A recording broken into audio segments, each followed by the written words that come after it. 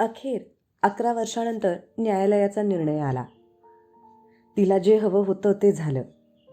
तिने पतीपासून घटस्फोट घेतला होता. पण आता 11 वर्षानंतर या घटस्फोटाचे औचित्य काय? घटस्फोटासाठी तिने कोर्टात केस दाखल केली. तेव्हा ती 25 वर्षाची सुंदर तरुणी होती. तारुण्याच्या वजनाने दबलेली होती. आता ती 36 वर्षाची होती. चेहऱ्यावर वयोमानानुसार जाड चरबीचे थर जमा झाले होते. त्यावर सुरकुत्या दिसू लागल्या होत्या. केस पांढरे होण्याचं हे वय नव्हतं, पण दुःखाच्या सावल्याने ते धुसर व्हायला सुरुवात केली होती. तारुण्य कधी निघून गेले ते कळलंच नाही. आपल्या आयुष्यातही फुले उमलतील म्हणून दरवर्षी ती वसंत ऋतूची वाट पाहायची. तिच्या आयुष्यात किती वसंत आले आणि निघून गेले, पण तिच्या मनाच्या बागेत फुले उमललीच नाहीत. हवेत सुगंध दरवळला नाही. 36 वसंत ऋतू पाहूनही आपल्या आयुष्यात वसंत आला नाही असं तिला वाटलं. नजर जाईल तिथपर्यंत फक्त शरद ऋतू दिसत होता आणि डोळ्यात वाळवंट दिसत होतं. तिच्या आयुष्यातील शेवटची वर्ष वाऱ्यावर कोरड्या पानासारखी उडत होती. तिच्या मनातील भयान शांततेची भावना त्याला साथ देत होती. इतक्या वर्षांनी घटस्फोटाचा आदेश मिळाल्याने तिला हरवल्यासारखं वाटलं. आज तिला विचार करायला भाग पडलं की तिला तिच्या पतीपासून घटस्फोट मिळाला आहे, पण पुढं काय होणार? ती एकटीच आहे. आई खूप वर्षापूर्वी गेली होती. वडिलांना तिची काळजी वाटत राहिली आणि त्यामुळेच त्यांचाही लवकर मृत्यू झाला. आईवडिलांच्या मृत्यूनंतर तिचा मोठा भाऊ आणि वहिनीही दुरावले. वहिनी आणि तिच्यात 36चा आकडा असल्यामुळे यावरून भाऊ आणि वहिनीमध्ये अनेकदा तणाव असायचा. तिनं सर्व काही पाहिलं, परंतु काहीही करू शकली नाही. तिचा भार, तिच्या केसचा भार कोण किती दिवस उचलणार? ती एका खाजगी शाळेत शिकवायची. त्यातून फक्त केसचाच खर्च चालत होता. आता ती एका छोट्याशा भाड्याच्या खोलीत राहत होती. तिच्या मनात विचार वावटळीसारखे घुमत होते. विचारात हरवून ती कोर्टाच्या पायऱ्या उतरली. तिथं लोकांची गर्दी होती आणि सगळीकडे आरडाओरडा. आजचा आवाज बॉम्बस्फोटासारखा तिच्या कानात घुमत होता. जास्त आवाजामुळे कान बधीर झाल्यासारखं वाटत होतं. कशी तरी ती कोर्टाच्या बाहेर आली आणि ध्येयविरहितपणे बाजूला झाली. जानेवारी महिना असल्याने उन्हाची तीव्रता जाणू लागली होती. चालत चालत ती एका छोट्याशा उद्यानात पोहोचली आणि आत गेली. काही मुलं मुली तिथं बसून मस्करी करत होते. तिनं त्यांच्याकडे लक्ष दिलं नाही आणि एका झाडाखाली जाऊन बसली. तिथे तिला सूर्यप्रकाश आणि सावली दोन्हीचा आनंद घेता येत होता. पण तिच्या आयुष्यात तो आनंद कुठे होता? ज्या प्रश्नावर तिने अनेकदा विचार केला होता तेच प्रश्न पुन्हा पुन्हा तिच्या मनात येत होते. 11 वर्षापूर्वी जेव्हा तिचं लग्न झालं तेव्हा तिला माहिती नव्हतं की एके दिवशी ती पूर्णपणे एकटी होईल. घटस्फोटित स्त्री. तिच्या आयुष्यातील शरद ऋतूतील उजाडपणाशिवाय दुसरं काहीही नाही. लग्नापूर्वीच मैत्रिणी तिला सांगत असत की ती गर्विष्ठ मुलगी आहे आणि तिच्या सौंदर्याच्या नशेत असते. हे सगळे दुर्गुण तिच्या स्वभावात कसे आले हे तिला कळत नव्हते. हे जन्मतः तिथं होतं किंवा परिस्थितीनुसार तिच्या स्वभावात अंतर्भूत झालं होतं. त्यावेळेस ती तिच्या तारुण्य आणि सौंदर्याच्या नशेत होती. त्यामुळे ती तिच्यातील उणीव बघू शकत नव्हती. त्यामुळे ती याविषयी विचार करतही नव्हती आणि तिने सुधारण्याचा प्रयत्नही केला नाही. आई वडिलांना कधीच शंका नव्हती की तिच्यात काही दोष आहे, ज्यामुळे तिचं आयुष्य उद्ध्वस्त होईल. भाऊला याच्याशी काही घेणं देणं नव्हतं. लग्नाच्या वेळी तिच्या आईने तिला शिकवलं होतं, मुली, आता तुझ्या आयुष्याची दुसरी बाजू सुरू होणार आहे. हे खूप महत्त्वाचं आहे आणि जर तू त्यात विचारपूर्वक पाऊल टाकलं नाही तर तुला आयुष्यभर पश्चातापाशिवाय काहीही मिळणार नाही. तुझ्या पतीला नियंत्रणात ठेव. सासरच्या लोकांना नियंत्रणात ठेव. त्यांच्या नातेवाईकांना महत्त्व देऊ नको, नाहीतर सर्वजण तुझ्यावरच ओझं बनून राहतील. सासरच्या लोकांपासून दूर स्वतंत्र जीवन जगण्याचा प्रयत्न कर. यासाठी तुझ्या पतीला सतत अडवत राहा. एक ना एक दिवस तो तुझा ऐकल आणि वेगळं राहू लागेल. तिने आईचा सल्ला घेतला आणि लग्नाच्या आठवड्याभरानंतरच आपली वृत्ती दाखवायला सुरुवात केली. सगळ्यात आधी तिनं सासूच्या म्हणण्याकडे लक्ष देणं बंद केलं. सासू काही बोलली तर ऐकत नाही म्हणून बहाणा करायची. सासूने जवळ येऊन विचारलं तर ती चिडचिड करायची आणि म्हणायची, एवढं छोटं काम नाही करता येत का तुम्हाला? जेव्हा तेव्हा माझ्या डोक्यावर उभे राहता. मी या घरात नव्हते तेव्हा तुम्ही हे काम केलं नाही का? ती मुद्दाम काही ना काही गोंधळ घालायची. तरीही सासूने तिच्याशी वाद घातला नाही. काही दिवसांनी मला रोज डाळ भात आवडत नाही असं म्हणत तिनं जेवणाबाबत घरात गोंधळ घातला. मी माझं जेवण स्वतः तयार करेन, नाहीतर हॉटेलमधून आणून देईन. पती शशिकांतने तिला समजावून सांगितलं होतं की तुला जे आवडेल ते बनव, तुला कोणी नकार देतो का? तिला फास्ट फूडची आवड होती. तिला चायनीज आणि कॉन्टिनेंटल फूड खूप आवडायचं. या गोष्टी घरी बनवता येत नाहीत आणि कुणी बनवू शकत असल्या तरी ती किचनमध्ये जाऊन वाया घालवण्यापेक्षा हॉटेलमधून आणून खाणं योग्य ठरेल हे तिला माहिती होतं.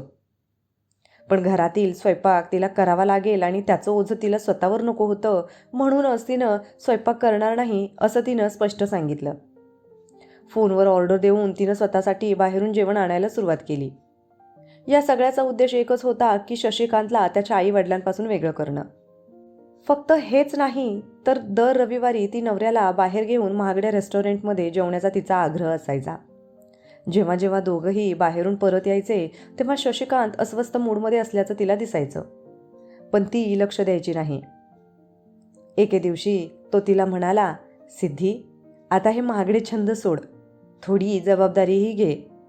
माझा पगार इतका नाही की मी रोज बाहेरून जेवून मागवू शकेन. ते आपल्या स्वतःच्या हाताने बनवायला शिक. मी संपूर्ण घरासाठी स्वयंपाक करू शकत नाही. मी तुझी पत्नी म्हणून या घरात आले आहे. मला तुझ्यासोबत राहायचं आहे. आई वडिलांपासून वेगळं राहायचं असेल तर मी घरी जेवण बनवेन, नाहीतर बाहेरूनच आणावं लागेल. तिने शशिकांतला उत्तर दिलं. शशिकांत तिच्याकडे अवाक होऊन पाहू लागला. तो तिला शांतपणे म्हणाला, हे बघ, आपले आईवडील आपल्यावरती ओझं नाहीत. हे आपल्या पूर्वजांचं घर आहे. या घरापासून, आईवडिलांपासून वेगळं राहायचं म्हणजे आपला खर्च दुप्पट होईल. ही गोष्ट तुझ्या लक्षात येत नाही का? मग तू तुझा स्वतःचा आणि माझा खर्च उचलू शकत नाही का? उचलू शकतो, पण या घरापासून वेगळं राहून नक्कीच नाही. शशिकांतने स्पष्टपणे तिला हे सांगितलं. जर तू माझा खर्च उचलू शकत नाहीस तर मग तू लग्न का केलंस? मला समजत नाही. जर कमावण्याची आणि सांभाळण्याची लायकी नाही तर माझ्यासारख्या सुंदर मुलीची अपेक्षा कशासाठी ठेवायची? हे असलं जगण्यापेक्षा मी विना लग्नाचीच चांगली होते. सिद्धी, काय बोलते आहेस तू? माझ्या वडिलांना स्वतःचा खर्च भागवणे एवढी पेन्शन मिळते. ते माझ्या पगारातून एक पैसाही घेत नाहीत. पण तू जो छंद जोपासला आहेस त्यामुळे माझा पगार 15 दिवसही टिकत नाही. उर्वरित महिन्याचा खर्च कुठून आणणार? जेवणाशिवाय इतरही खर्च आहेत. तुला हे माहीत आहे. हे तुझं घर आहे, त्यामुळे घर खर्च चालवणं हेही तुझं कर्तव्य आहे. मग मी माझे खर्च का आटोक्यात आणू? खरंय, पण अनावश्यक खर्चाने घर चालत नाही, उलट उद्ध्वस्त होतं. म्हणून मग मी काय वाकडे तिकडे खर्च करते का? मी फक्त अन्न खाते, दुसरं काय? मला सर्व काही समजतं. तू पैसे वाचवतोस आणि तुझ्या पालकांना देतोस. आता हे चालणार नाही. आतापासून तू तुझा पगार माझ्या हातात ठेवशील. मग मी बघेन घर खर्च कसा भागवता येत नाही. शशिकांतने होकार दिला. पुढच्या महिन्याचा सगळा पगार त्याने सिद्धीच्या हातात ठेवला. हे घे, यातले 5,000 काढ. मी पॉलिसी घेतली आहे. याशिवाय माझा शाळेचा प्रवास खर्च 3,000 रुपये आहे. बाकी तुझ्याकडे ठेव आणि घर चालव. शशिकांतला 8,000 रुपये दिल्यानंतर सिद्धीने उर्वरित पैसे ठेवले. पैसे हातात येताच तिला हवं ते खर्च केले. काहीही विचार न करता तिने सगळा पगार एका आठवड्याच्या आत स्वतःसाठी खाद्यपदार्थ आणि कपडे खरेदी करून खर्च केला. तुला इतका कमी पगार मिळतो हे मला माहीत नव्हतं. तो आठवडाभरही टिकला नाही. शशिकांतवर उपकार केल्याप्रमाणे ती म्हणाली, उरलेला महिना कसा चालेल? शशिकांतने भरल्या डोळ्यांनी तिच्याकडे पाहिलं. 50,000 रुपये कमी नाहीत. या रकमेत 10 लोक महिनाभर सहज डाळ चपाती खाऊ शकतात. पण तुझ्या मूर्खपणामुळे आठवडाभरात तू 40,000 रुपये खर्च केलेस. आता घरी बसा आणि घरीच जेवण जे बनेल ते खा. शशिकांतचा आवाज मोठा नव्हता, पण त्यात थोडा तिखटपणा होता. तिला वाटलं की तो तिला शिव्या देईल, म्हणून ती जवळजवळ किंचाळली आणि म्हणाली, माझ्या आईवडिलांनी माझे लग्न कोणत्या भिकाऱ्याच्या घरात कसे केले ते मला माहीत नाही. माझ्यासाठी खूप चांगले संबंध आले होते, पण त्यांना हा शाळा मास्तर आवडला. सिद्धी, तू परिस्थिती समजून घेण्याचा प्रयत्न कर. सर्वात श्रीमंत माणूसही हॉटेलचं जेवण खाऊन एक दिवस गरीब होतो. तू घरी तुला हवं ते बनवत जा.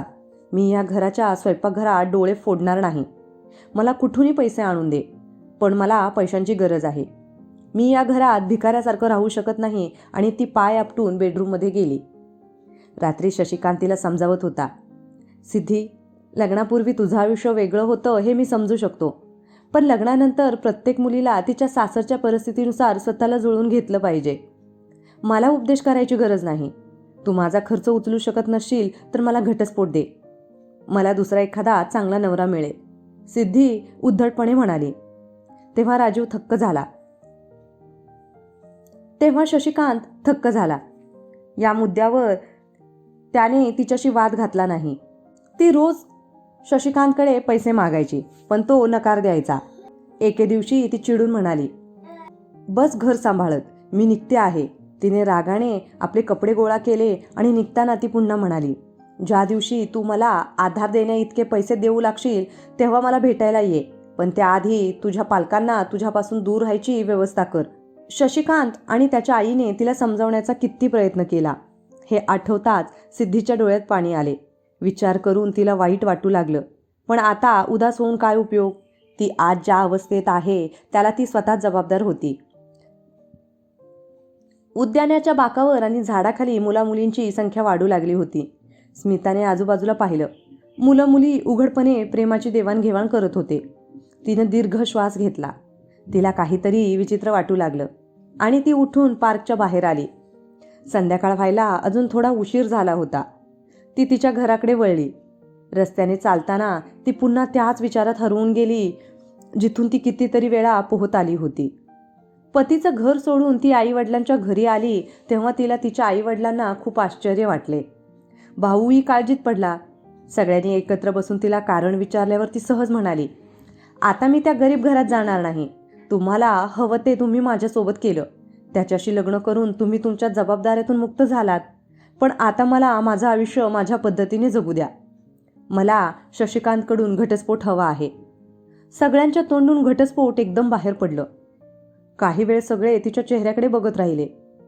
तेव्हा आईनं विचारलं, तुझ्या सासरच्या घरात असं काय झालं आहे की अवघ्या 2 महिन्यांनी तू डायरेक्ट घटस्फोट घेण्यास तयार झाली? काय झालं नाही ते विचारा. तुम्हाला लाज वाटत नाही का माझं लग्न त्या छोट्या गरीब लोकांच्या घरात करून? त्या घरात तुमची मुलगी कशी टिकेल याचा तुम्ही विचारही केला नसेल. तुम्ही मला खूप प्रेमानं वाढवलं. माझी प्रत्येक गरज पूर्ण करून मला उच्च शिक्षण दिलं. यानंतरही माझ्या आयुष्यात ते छोटंसं घर उरलं होतं का? बेटा काय म्हणतेस? ते तुझा खर्च उचलू शकत नाहीत? तुझं असे कोणते खर्च आहेत जे त्यांना परवडले नाहीत? ते एक चांगलं कुटुंब आहे. तिच्या वडिलांनी विचारलं. मुली, असं काय झालं की तुला तुझ्या नवऱ्याचा घटस्फोट घ्यायचा आहे? तू काही सांगितलं तर आम्हालाही कळेल. मी तुला शिकवलं नाही, हे वेगळं राहायला सांगितलं होतं.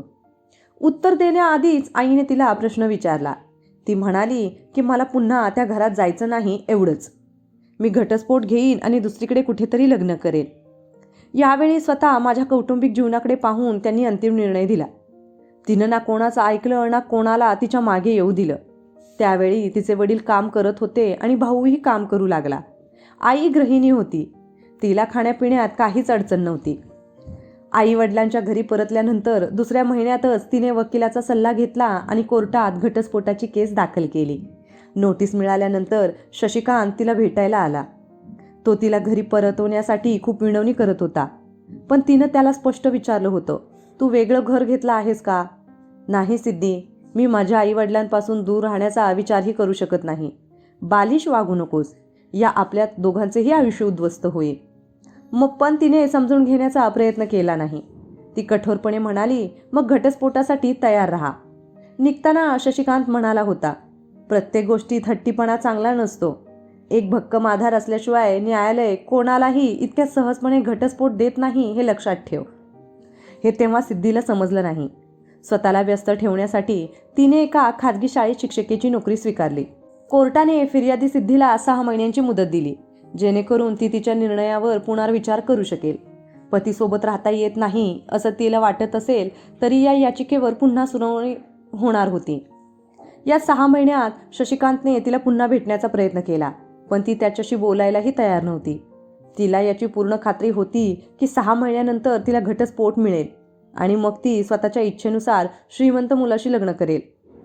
तिने वर्तमानपत्रे, मासिक आणि इंटरनेटवर स्वतःसाठी योग्य वराचा शोध सुरू केला होता, पण 6 महिन्यांनी तिच्या इच्छांवर पाणी फिरले. सुनावणी सुरू झाल्यावर पहिल्यांदाच त्यांच्या आशा पल्लावित झाल्या, पण प्रत्येक सुनावणीची तारीख असायची. अशाच तारखांवर तारीख पडत गेल्या. कधी न्यायाधीश रजेवर असायचे, कधी वकील नसायचे, कधी वकिलांचा संप असायचा, कधी न्यायाधीश इतर खटल्यांमध्ये व्यस्त असायचे. शशी यांनी जबाब नोंदवला होता. त्याला तिला घटस्फोट द्यायचा नव्हता, तर घटस्फोटाच्या याचिकेत तिनं तिचा नवरा तिला सांभाळत नसल्यास सक्षम नसल्याचं म्हटलं होतं. शशिकांतचं उत्पन्नाचे दाखले मागवण्यात आले. हे सगळं करत करत अजून 2-3 वर्ष निघून गेली. त्यानंतर न्यायाधीश बदलले. नवीन न्यायाधीशांनी नव्याने सुनावणीला सुरुवात केली. प्रत्येक सुनावणीच्या वेळी खटल्याची सुनावणी न होताच पुढची तारीख पुढे ढकलली जायची. बऱ्याच दिवसांनी न्यायाधीशांनी स्वतः सिद्धी आणि शशिकांत यांना काही प्रश्न विचारले. त्यानंतर पुढील तारखेला निकाल सुनावण्यात आला. दोन्ही पक्षाचे म्हणणे ऐकून मी या निर्णयाप्रत आलो की फिर्यादीकडे पतीपासून घटस्फोट घेण्याचे कोणतेही वैध कारण नाही. त्यांच्यातील मतभेदाचे एकमेव कारण म्हणजे फिर्यादीचे सासरच्या लोकांपासून वेगळं होणं हे होय. पण नवऱ्याला हे नको आहे. फिर्यादीने दिलेले दुसरं कारण म्हणजे प्रतिवादी त्याचा खर्च उचलण्यास सक्षम नाही. फिर्यादीचा पती शिक्षक असून त्याच्या उत्पन्नाचा तपशील न्यायालयात उपलब्ध आहे. यावरून तो तिला सांभाळण्यास सक्षम असल्याचं सिद्ध होतं. फिर्यादीकडे प्रतिवादीकडून छळ केल्याचा कोणताही पुरावा नाही. त्यामुळे फिर्यादीला तिच्या पतीसोबत राहून आणि तिच्या कौटुंबिक जबाबदाऱ्या पार पाडून नातेसंबंध सुसंवाद राखण्याचे निर्देश दिले जात आहेत. मला विश्वास आहे की दोघंही सुखी वैवाहिक जीवन जगतील. ही याचिका फेटाळली गेली आहे. न्यायालयाचा आदेश ऐकून सिद्धी भडकली आणि तब्बल 5 वर्षांनंतर आज हा निर्णय आला. आता कुठं जावं हे तिला समजत नव्हतं. कोर्टाच्या आदेशावर तिला राग नव्हता. तिचा राग शशिकांतवर होता. जर त्याने सहमती दर्शवली असती तर तिला सहजपणे घटस्फोट घेता आला असता. पती पत्नी आपापल्या नात्यात सामंजस्याने एकत्र राहण्याचा प्रयत्न करतील. एकत्र राहिले तर मतभेद आपोआप दूर होतील. पण सिद्धीला तसे वाटले नव्हते. कोर्टाच्या निर्णयानुसार ती पतीच्या घरी गेली नाही. तेव्हा शशी तिची समजूत घालण्यासाठी आला. सिद्धी, तू तुझ्या जिद्दीने आपल्या दोघांचे आयुष्य उद्ध्वस्त करत आहेस. यावर ती त्याला म्हणाली, तू माझं आयुष्य उद्ध्वस्त करत आहेस. जेव्हा मला तुझ्यासोबत राहायचं नाही तेव्हा तू मला घटस्फोट का देत नाहीस? मला कळत नाही तू काहीतरी समजून घेण्याचा प्रयत्न का करत नाहीस. लग्न म्हणजे थट्टा नाही. तुम्ही हवा तेव्हा लग्न करू शकता आणि हवं तेव्हा घटस्फोट घेऊ शकता. आपली न्यायालयेही या बाबी गांभीर्याने घेतात. वैवाहिक जीवन तोडण्यावर नव्हे तर एकत्र येण्यावर तिचा विश्वास आहे. तुम्ही सहजासहजी घटस्फोट घेऊ शकाल असं मला वाटत नाही. सगळं अगदी साधं आहे. तू मला सोडलंस तर मी दुसऱ्याशी सहज लग्न करू शकते. सिद्धी त्याला रागाने म्हणाली. तू सुंदर आहेस म्हणून तुला वाटतं. तू सहज पुन्हा लग्न करशील. तुला राजकुमार सापडेल, पण तो तुला सुखाने ठेवेल याची काय शाश्वती? शशिकांत टोमणे मारत तिला म्हणाला. जर मी त्याला आनंदी ठेवलं तर तो मला आनंदी का ठेवणार नाही? तू हे माझ्यासोबतही असंच करू शकतेस. तू तुझा अनावश्यक हट्ट सोडला तर आनंदाचे अनेक मार्ग खुले होतील. मी तुझ्याशी जुळवून घेऊ शकत नाही. मला तुझे आई वडील आवडत नाहीत. तू मला सोड. मी माझी प्रोफाईल सोशल साईटवर पोस्ट केली आहे. खूप चांगले प्रस्ताव येत आहेत माझ्यासाठी. ती असं त्याला म्हणाली जणू ती आपला हक्क मागत आहे. पण शशिकांतने तिच्या बोलण्याकडे लक्ष दिलं नाही. तो रागाने तिला म्हणाला, तू लग्न करशील, पण माझं काय होणार? मी पुन्हा लग्न करू शकत नाही. मी तुझ्याशी का जमू शकलो नाही याबद्दल शेजारी आणि नातेवाईक काय विचार करतील? यासाठी एखाद्या गरीब आणि साधारण मुलीशी लग्न कर आणि तू सुखी होशील, सिद्धी उपहासाने त्याला म्हणाली. शशी निराश होऊन परतला होता. दिवस असेच जात होते आणि हळूहळू तिला असं वाटू लागलं होतं की आपण आपल्याच आई वडिलांच्या घरात अनोळखी झाल्याचं तिला वाटू लागलं. नातेवाईकांमध्ये ती अत्यंत दुर्लक्षित जीवन जगत होती.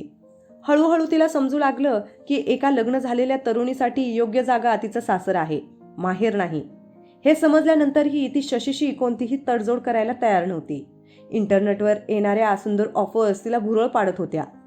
तिने अनेक मुलांशी फोनवरही बोललं होतं. काही दिवसांनी तिच्या हातात थोडे पैसे आल्यावर त्याच्या योजनांना पुन्हा पंख लागले. त्यानंतर ती वकिलाशी बोलली. वकील साहेब, कृपया मला माझ्या पतीपासून घटस्फोट मिळवून द्या. पुन्हा अर्ज करावा लागेल. यावेळी या प्रकरणात काही ठोस कारण द्यावे लागेल. पूर्वीच्या न्यायाधीशांची बदली झाली आहे. आता नवीन न्यायाधीश आले आहेत. तुम्ही उद्या फीचे पैसे घेऊन या. परवा अर्ज दाखल करतो. तिने वरच्या कोर्टात याचिका दाखल केली. सौजन्याने कोर्टाने पुनर्विचारासाठी 6 महिन्यांची मुदत दिली. कायद्यानुसार ती एक विहित प्रक्रिया होती. कायदेशीर प्रक्रियेला इतका वेळ लागेल हे सिद्धीला माहीत नव्हतं. यावेळीही 3-4 महिन्यात तारीख पडली असती तर सुनावणी झाली असती. काही ना काही कारणाने पुढची तारीख पुन्हा पडायची. पुढची तारीख ही 3-4 महिन्यानंतरची असायची. अशाच कोर्टाच्या तारखा लांबल्या. पण वयाचं अंतर कमी होत चाललं होतं. एका मनाने तिला तिचा अहंकार सोडून शशीकडे जा असं सांगितलं, पण दुसऱ्या मनाने हा विचार लगेच दाबून टाकला. ती आपला पराभव मान्य कसा करेल? लोक काय म्हणतील? सासरचे लोक तिला टोमणे मारून तिचं आयुष्य दयनीय करणार नाहीत का? ती आपला स्वाभिमान वाचवू शकेल का? अहंकाराचा साप तिच्या आत डोके वर काढत होता आणि तिला पुढे जाण्यापासून रोखत होता. प्रदीर्घ काळ चाललेल्या खटल्यांमुळे ती जेव्हा कधी हताश आणि निराश व्हायची तेव्हा तो मागे हटायचा आणि पतीशी तडजोड करायला तिचं अंतर्मन तिला प्रोत्साहन द्यायचं. पण अहंकाराच्या पर्वताच्या सर्वोच्च शिखरावर बसलेली सिद्धी खाली यायला घाबरायची. एकदा ती केस मागे घेण्याबद्दल तिच्या वकिलांशी बोलली तेव्हा तो म्हणाला, इतक्या लांब येऊन मागे हटण्यात काही अर्थ नाही. तिचं सुंदर शरीर जळून राख होत होतं. वयाच्या 36व्या वर्षी ती 45 वर्षाची दिसू लागली. तिच्या स्वप्नांचे तुकडे तुकडे होऊ लागले होते. तिच्या सौंदर्याचे रंग फिके पडू लागले होते. तिच्या आयुष्याच्या बागेत ना गुंजन होता ना फुलपाखरांचे रंग. आजूबाजूला निर्मनुष्य आभाळ आणि पायाखालचं एक भडक वाळवंट होतं, ज्याला अंत नव्हता. खटला चालूच राहिला. दरम्यान अनेक न्यायाधीश आले आणि गेले, पण खटला आपल्या जागेवरून 1 इंचही पुढे सरकला नाही. आता घटस्फोटामुळे तिचा भ्रमनिरास झाला होता. अजून काही वर्ष गेली. आवरणाचे तेच 3 थर दुसरे टोक कुठेही दिसत नव्हते. जेव्हा तिचे शरीर सुकले, तिच्या डोळ्यांची चमक कमी झाली, तिचे सौंदर्य तिला सोडून गेले, तिचे केस पांढरे झाले. मग एके दिवशी न्यायाधीशांनी तिच्याकडे पाहिलं आणि विचारलं, तुला अजूनही घटस्फोट हवा आहे का? तिची रिकामी नजर शशीकडे वळली होती. तो डोकं टेकून बसला होता. त्याच्याकडे तिनं कधी पाहिलं नाही.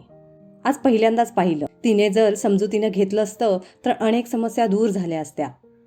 आता 10 वर्ष उलटून गेली होती आणि आता तिच्यासाठी घटस्फोट घेण्यात काहीच अर्थ नाही हे तिला चांगलंच समजलं होतं. ती गप्प राहिली तेव्हा तिचे वकील न्यायाधीशांना म्हणाले, आम्ही आधी सांगितलं आहे की फिर्यादी प्रतिवादी सोबत राहू शकत नाही. यावेळी तिला वाटत होतं की कोर्टाला ओरडून सांगावं की नको नको, पण त्यावेळी जणू तिचा कोणीतरी गळा दाबला होता. ती काहीच बोलू शकली नाही. आणि नंतर कोर्टाने निर्देश दिले, आणखीन काही दिवस एकत्र राहण्याचा प्रयत्न करा. पण दोघेही कधीच एकत्र राहिले नाहीत. दोन्ही बाजू कोर्टापासून ही वस्तुस्थिती लपवत होत्या. तिने ही वस्तुस्थिती लपवून ठेवली होती जेणेकरून न्यायालयाने तिच्या आदेशाचे उल्लंघन केल्याचे लक्षात घेऊन तिच्यावर कोणतीही कारवाई होऊ नये. शशी का हे सत्य लपवत होता माहीत नाही. सिद्धीच्या भावनांमुळे कदाचित तो कोर्टांपासून हे लपवत असावा. प्रत्येकाचा स्वतःचा अहंकार होता, स्वतःची कारणे होती, कोर्टाची स्वतःची गती होती. ते एखाद्याचे वैयक्तिक आयुष्याद्वारे प्रभावित होत नव्हते, परंतु न्यायालयीन कामकाजात 2 जीव अडकत होते. विचार करून तिनं स्वतःला जिवंत प्रेत बनवलं होतं. एके दिवशी त्यांना वकिलाचा फोन आला की पुढील सुनवाईत कोर्टाचा आदेश येईल. तिला घटस्फोट द्यायचा आहे असं शशीने लिहिलं आहे. हे ऐकून तिच्या हृदयावर मोठा डोंगर कोसळला. ती आतून रडत होती, पण बाहेर तिचे अश्रू सुकले होते. ती कोरड्या तलावासारखी होती, ज्यामध्ये खोली होती परंतु संवेदनशीलतेचा आणि जीवनाच्या पाण्याचा एक थेंबही नव्हता. शशी यांनी ते लिहिल्यानंतरच कदाचित विद्यमान न्यायाधीशांच्या हे लक्षात आलं असावं की इतक्या वर्षानंतरही जर पती पत्नीमध्ये समेट होत नसेल तर घटस्फोट घेणंच योग्य ठरेल. पुढच्या हजेरीसाठी ती कोर्टात गेली. शशीही आला. तोही तिच्यासारखा म्हातारा झाला होता. दोघांनी एकमेकांकडे पाहिलं. त्याच्या डोळ्यात खोल वेदना जाणवत होत्या. तो दुखावला गेला होता, पण त्याच्या वेदना कोणाकडे व्यक्त करू शकत नव्हता. दोघेही विरुद्ध बाजूला उभे राहिले आणि निर्णयाची वाट पाहू लागले. आणि शेवटी कोर्टाचा निर्णय आला. तिला घटस्फोट मिळाला. पण ती आनंदी नव्हती. 11 वर्षे हा खूप मोठा काळ आहे. इतक्या वर्षांनी घटस्फोट घेतल्यावर तिच्या मनात कसलं आयुष्य उरलं होतं. आता पुढे काय? तिच्यासमोर पुन्हा तोच प्रश्न स्पष्ट दिसत होता. आता तिच्या मनात दुविधा नव्हती. घरात ही शांतता पसरली होती. तिनं हळूच बेल दाबली. आतून बेलचा आवाज आला. मग 2 मिनिटांनी दरवाजा उघडला. शशी दुःखी चेहऱ्याने समोर उभा होता. शांत आतला प्रकाश सिद्धीच्या चेहऱ्यावर पडत होता. त्याने ते ओळखलं, पण लगेच तोंडातून शब्द निघत नव्हते. सिद्धीचे मन स्थिर होते, शांत होतं. हृदयात फक्त एक बुडबुडा होता, जो बाहेर येण्यासाठी ती आतुर झाली होती. शशी, ती ओल्या आवाजात म्हणाली. शशीला काही बोलायचं होतं, पण सिद्धी त्याच्या जवळ गेली आणि म्हणाली, मी खूप थकले आहे शशी, मला थोडा वेळ बसायचा आहे. शशीने तिला आत येण्याचा मार्ग दिला. ती आत आली आणि जोरात सोफ्यावर पडली आणि दीर्घ श्वास घेऊ लागली. शशीने धावत जाऊन पाण्याचा ग्लास आणला आणि तिच्या हातात दिला आणि म्हणाला, हे घे पाणी, पी. शशी तिला म्हणाला, सगळं संपलं आहे आता. ती उठली आणि सरळ बसली. नाही शशी, सर्व काही संपलं नाही. आयुष्य कधीच संपत नाही. आशा कधीच मरत नाही. जर काही संपलं असेल तर ते माझं अज्ञान आहे, मूर्खपणा आणि अहंकार. माझं सौंदर्य देखील कमी झालं आहे, परंतु माझं तुझ्यावरील प्रेम वाढलं आहे. आता याला काही अर्थ नाही. शशी मृतस्वरात म्हणाला. आपण एकमेकांकडे परत येऊ शकत नाही का? ती विनवणीच्या स्वरात म्हणाली आणि त्याच्या शेजारी येऊन बसली. मी तुला खूप त्रास दिला, पण माझ्यावर विश्वास ठेव. मी जे काही करत आहे ते बरोबर नाही हे मला खूप आधी समजलं होतं. मग परत का नाही आलीस? शशीचा आवाज थोडा खुलला. बस, अविवेकाचा पडदा पूर्णपणे हटला नव्हता. अहंकाराच्या भिंतीला तडा गेला, पण तुटली नाही. पण तुलाही घटस्फोट घ्यायचा आहे असं विधान का केलंस? सिद्धी, कोर्ट आणि वकिलांच्या त्रासामुळे किती कुटुंब उद्ध्वस्त झाले आहेत माहीत नाही. पूर्वी मला वाटायचं की 1-2 वर्ष कोर्टात धावून गेल्यावर तुझी बुद्धी जाग्यावर येईल आणि तू परत येशील. पण 11 वर्ष उलटून गेल्याचे पाहिल्यावर तरुणाई तुला सोडून जात होती. मग मी कोर्टात माझी संमती दिली. अन्यथा माझ्या आयुष्याच्या शेवटपर्यंत ही कारवाई संपली नसती. ती काही क्षण त्याच्या चेहऱ्याकडे बघत बसली. मग विचारलं, मग कोर्टाचा निर्णय मान्य करशील की? तिने मुद्दाम तिचं वाक्य अपूर्ण ठेवलं. शशीच्या मनात एक वेदना निर्माण झाली.